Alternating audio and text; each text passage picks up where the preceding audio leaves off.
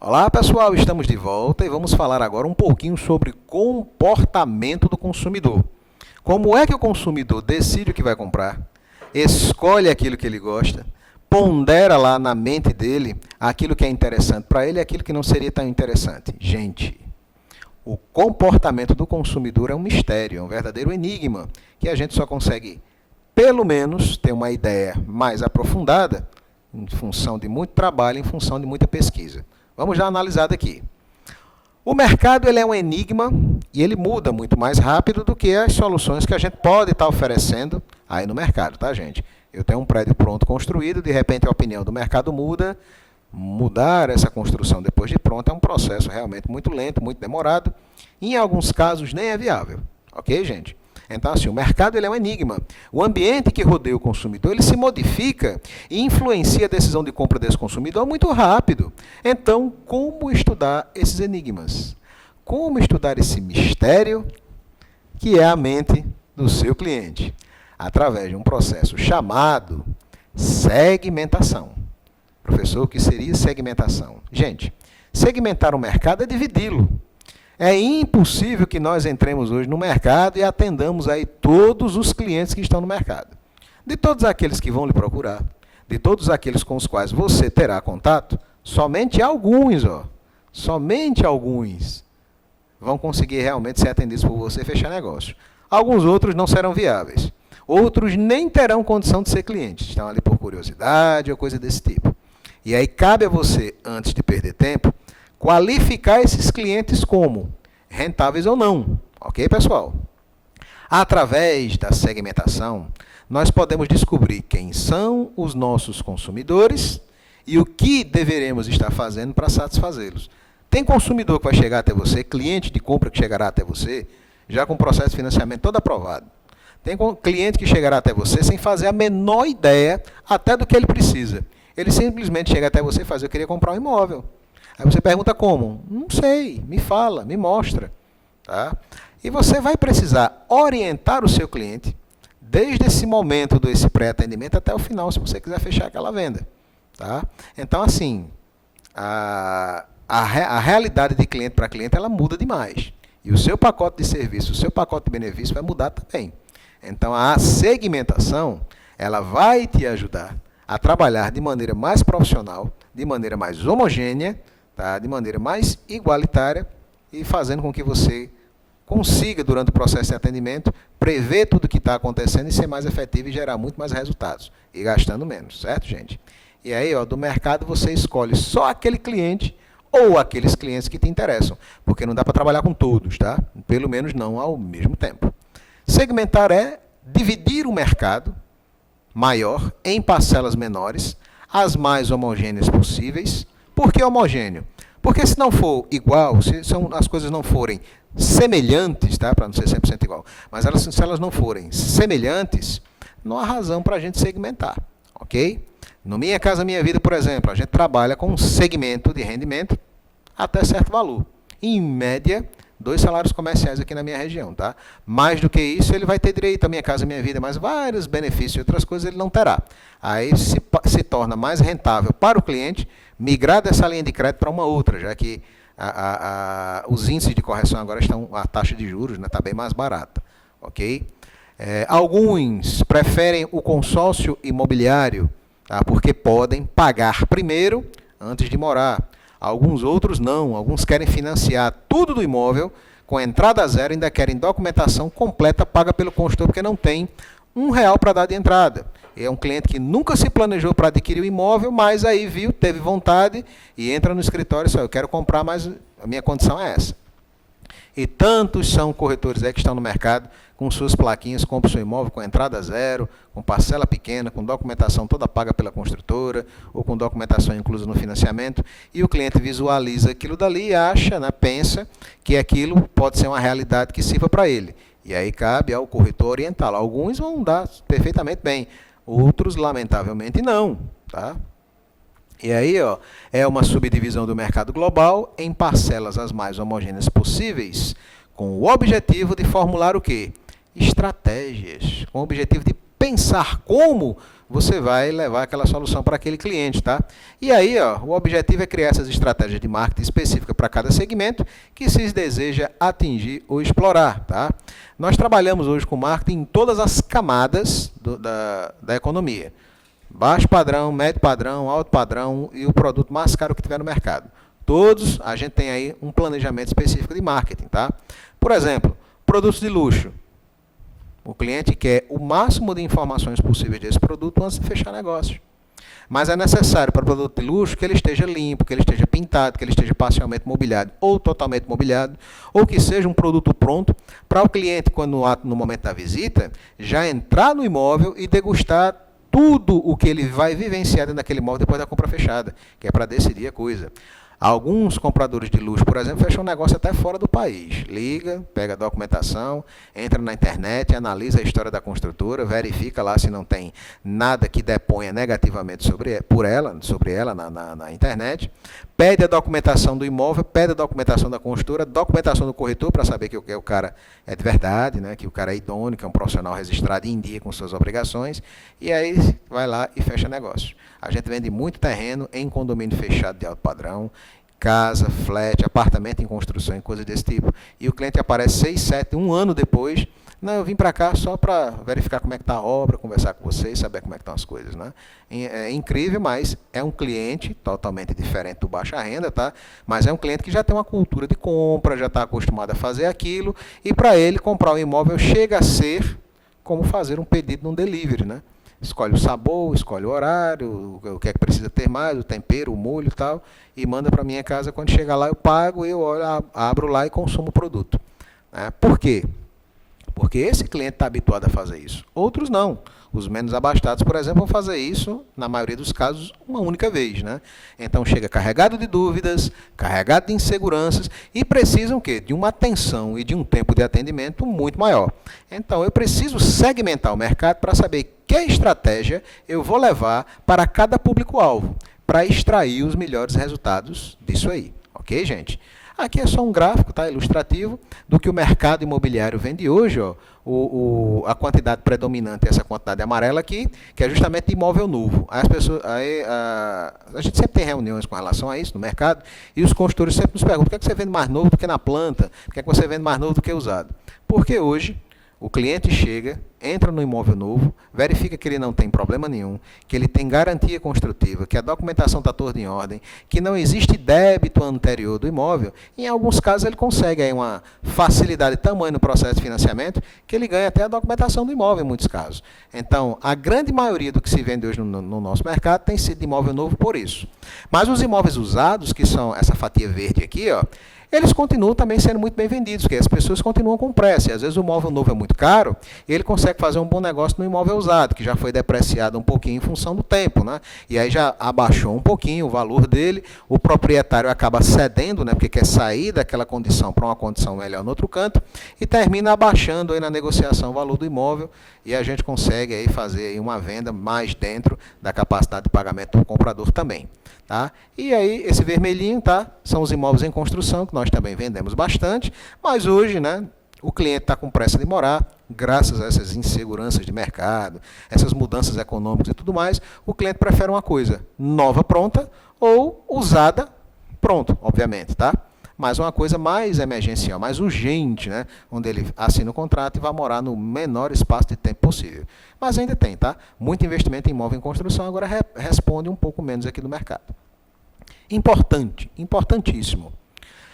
Tratar o seu mercado como único e uniforme, em que você acha que todas as pessoas são iguais, tá? Parece que todo cliente só tem um pé e o pé é mais o esquerdo, né? E não é assim, né? Tratar todos os clientes como iguais, como uniformes, é desperdiçar tempo, é desperdiçar recurso, é perder dinheiro, tá?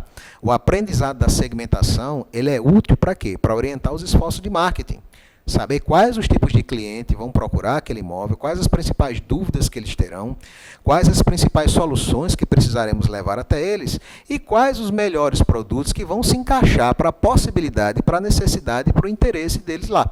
Tá? Com isso você ganha tempo, você deixa de desperdiçar o tempo do cliente Isso aumenta a satisfação aí do seu cliente com relação ao seu serviço e melhora, sem dúvida, as suas vendas. Os clientes também podem ser segmentados, tá, gente? Tanto o mercado que você trabalha como o tipo de cliente que você também atende. E, basicamente, no mercado nós temos 4 grandes tipos de clientes. O primeiro é o cliente de maior valor. Isso aí está no seu material de dados, está na sua apostila, no seu material de apoio, tá, gente? O cliente de maior valor é aquele cliente que entra no escritório e só compra coisas de elevado valor, de ticket médio de elevado valor, tá, gente? Então, ele só me procura para comprar coisa cara. São poucos clientes, não são muitos clientes que têm essa condição, mas toda vez que ele vem, ele faz negócio e compensa aí todo o tempo que ele passou fora, tá, pessoal? Esse é o primeiro tipo de cliente, o cliente de maior valor. Segundo cliente, cliente de maior potencial. Ele é um bom cliente de alguém, nunca foi meu cliente, tá, de repente, mas conversando ou analisando eu vejo que ele tem o potencial de se tornar meu cliente. Ele nunca me comprou nada, mas eu sei que ele compra alguma coisa a alguém em dado momento. Eu acompanho a vida dele, eu começo a ter ciência de que ele tem imóvel, que ele comprou, que ele compra, que ele vende e tal. Aí, ele ainda não é meu cliente, mas ele pode vir a se tornar, porque eu sei que valerá a pena manter o relacionamento com esse cliente, tá? Ele ainda não é meu cliente, mas ele tem o potencial de se tornar um bom cliente meu, mas ele já é de alguém. Ok, pessoal? De uma outra empresa, está no mercado, compra, e de repente ele pode comprar de mim também. Ok? Terceiro tipo de cliente, cliente de valor estratégico.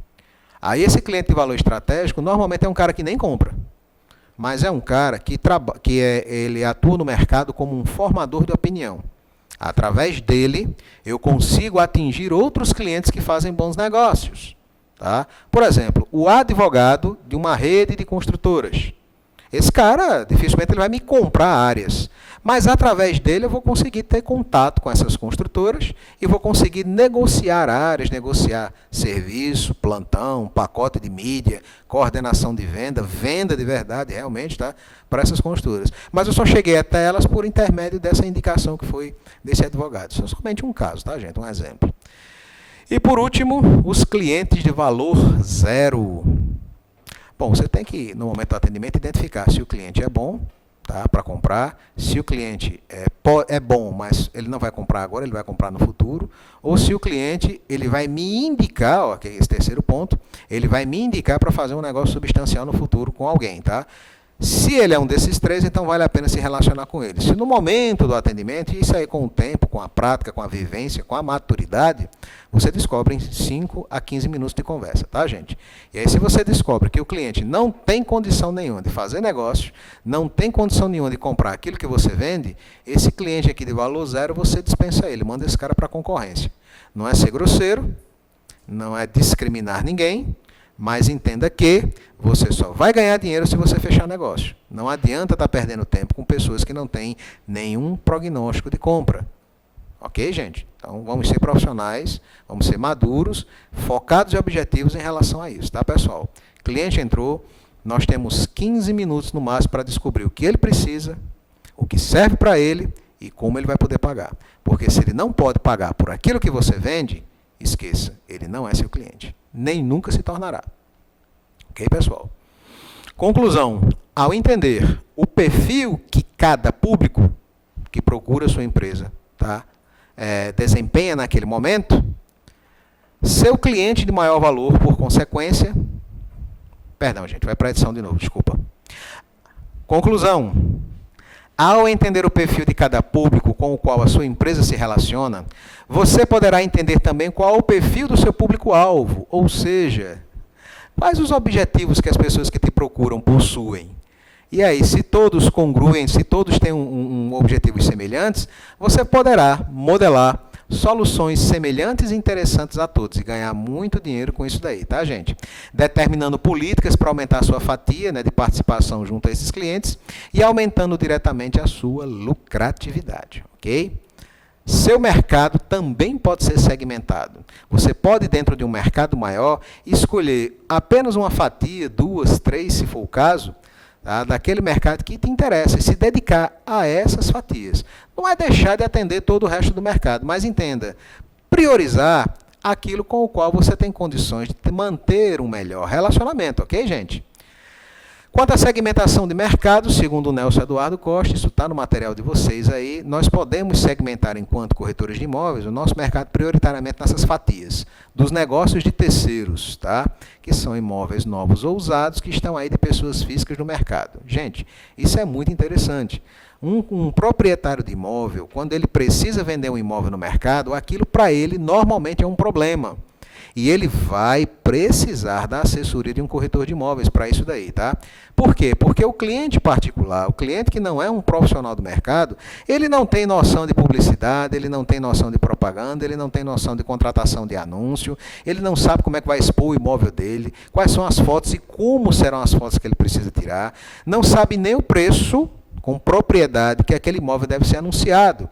E esse é o nosso trabalho, é pegar esse cliente que precisa vender esse imóvel, que não tem orientação, que não tem competência, que não foi talhado para isso, formado para isso, e dar essa assessoria para ele. Então, é um mercado muito rentável, tá? Do negócio de terceiros. Da administração de imóveis, para alocação, administração e arrendamento. Tá? A gente pode estar procurando imóveis aí no mercado de pessoas particulares que estão lá à venda ou para alugar ou coisa assim com a plaquinha, né? Direto com o proprietário, e oferecer o pacote de serviço. Porque hoje aluguel sem uma boa administração, sem um bom acompanhamento jurídico e sem as garantias que a legislação nos oferece, é um risco muito grande para o dono do imóvel, em alguns casos até prejuízo, tá, gente? Dos negócios rurais, nós podemos também negociar imóveis rurais, sítios, fazendas, condomínios de campo, áreas rurais para implantação de quaisquer outras coisas. E imóveis rurais pagam uma comissão diferenciada. Pela nossa legislação, tá, registrada lá no nosso conselho, no Cresce, os imóveis urbanos chegam a taxa de comissão de até 6%, mas os imóveis rurais chegam de taxa de comissão de até 10%. Tá, pessoal? Então, assim, de repente, pode ser que vale a pena, né, trabalhar com esses imóveis rurais, ok? Também. Dos loteamentos, para você fazer incorporação, colonização, assentamento, estudo de viabilidade econômica, estudo de assessoria, de marketing, desenvolvimento do projeto, coordenação de venda e muito mais que você pode estar oferecendo aí para esses loteamentos, tá, pessoal? E ainda dos lançamentos, conforme está no material aí de vocês, né, da incorporação de empreendimentos residenciais, comerciais, industriais ou não residenciais, tá? Das avaliações de opinião de valor, que hoje é um serviço que cada vez mais a Justiça nos procura para ter dados concretos sobre o valor de venda de um imóvel, a taxa de absorção pelo mercado desse imóvel, se é um imóvel realmente comercial ou se é um imóvel de difícil recolocação no mercado, e por aí vai. As pessoas também nos procuram porque têm aí passivos jurídicos, estão contestando cobrança de valores, estão em litígio aí com o banco, em litígio familiar, em função do divórcio ou coisa desse tipo. Então, o mercado da opinião de valor, da avaliação mercadológica, tá? Está crescendo bastante, ok, pessoal? E falta profissional competente, falta profissional capacitado para fazer isso. Porque avaliar um imóvel hoje não é apenas chegar lá e dizer o quanto ele vale, não é isso. É fazer toda uma pesquisa com base numa amostragem estatística, tá? Que você vai seguir um método através de uma norma regulamentadora que existe, tá? E vai utilizar toda essa ciência, tá, para elaborar um conhecimento. E através desse conhecimento você vai vender aí o seu trabalho no mercado, porque o que interessa para o cliente é essa informação. Ok? Dos consórcios de imóveis, dos fundos de pensão e de várias outras coisas interessantes que você vai poder dar assessoria para o investimento e para a administração imobiliária. Ok? Quais são os requisitos para a segmentação?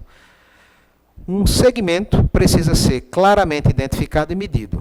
Tá? Se aquele segmento é homogêneo, se aquele segmento é uma coisa concreta, então, beleza. Está valendo, a gente pode trabalhar com ele com toda certeza. Já pensou você entrar numa fábrica e as pessoas que trabalham naquela fábrica ganham, sei lá, de um salário a 10 salários mínimos.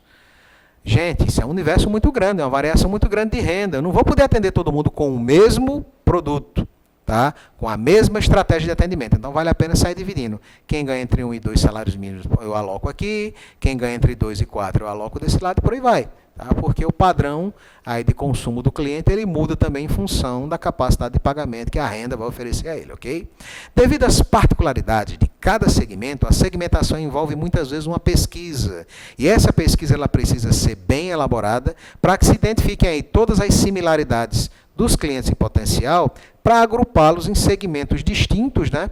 E podermos separar aí o que é aplicável, o que não é aplicável, o que é rentável, o que não é rentável, para não perdermos tempo Ou ainda, frustrarmos as expectativas dos públicos que vão procurar. Mas você foi lá, você me chamou, você fez propaganda, você disse que a gente podia comprar quando chegou aqui, não pode, tá? Então essa mensagem tem que estar muito clara, né? Nós não podemos frustrar as expectativas do cliente. Antes de criar essa expectativa, temos que verificar a viabilidade daquele segmento para onde nós estamos enviando a nossa mensagem. Ok, pessoal?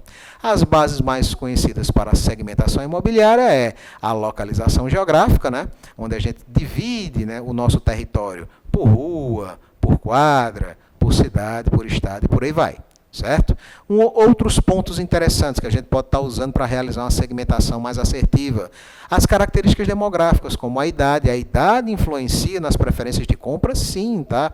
Quanto mais velho é um comprador, maior a acessibilidade, maior a necessidade de mobilidade. Ele vai querer cômodos um pouco maiores, portas de passagem maiores, escadarias mais amplas e baixas, né, que não sejam coisas tão íngremes, né, mas escadarias mais suaves, elevador, se for o caso, ausência de batente, rampa de acesso e várias outras coisas, tá? Porque ele já está pensando no futuro.